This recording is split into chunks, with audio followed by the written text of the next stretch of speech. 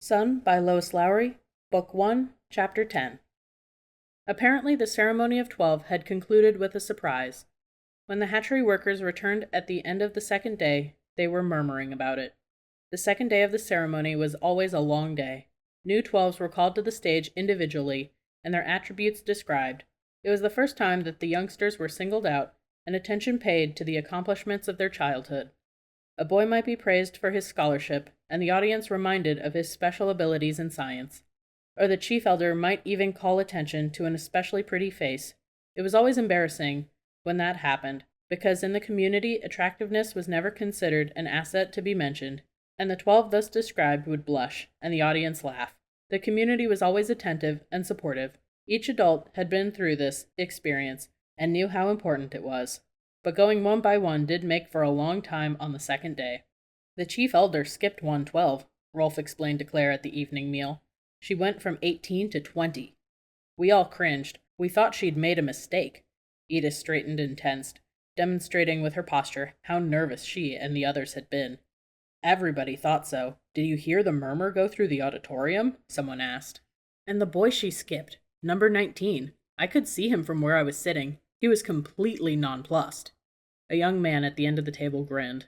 So what happened? Claire asked. Well, Rolf explained. After she finished with the last one, number 50? Yes, but of course she had only called up 49 to the stage. Then she apologized to the audience. The chief elder apologized? It was hard to believe.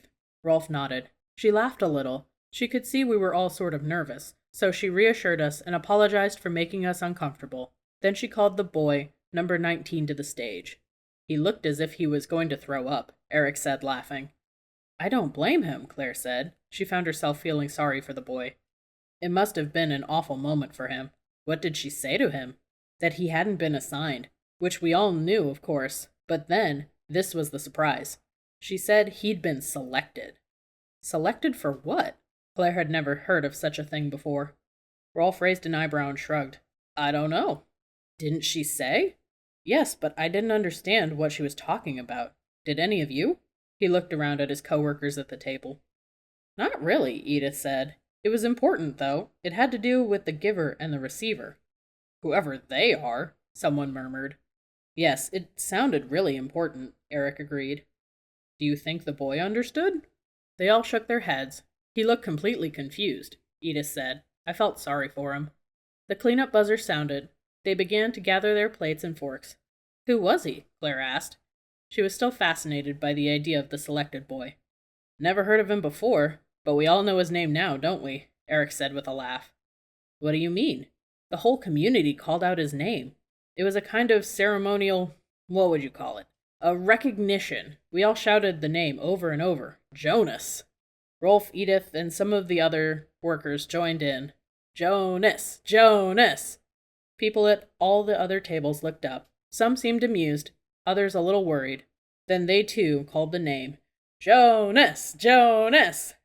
The final buzzer sounded, and they fell quiet. People looked around at each other in the sudden silence. Then they stood to leave the room. Dinner had ended.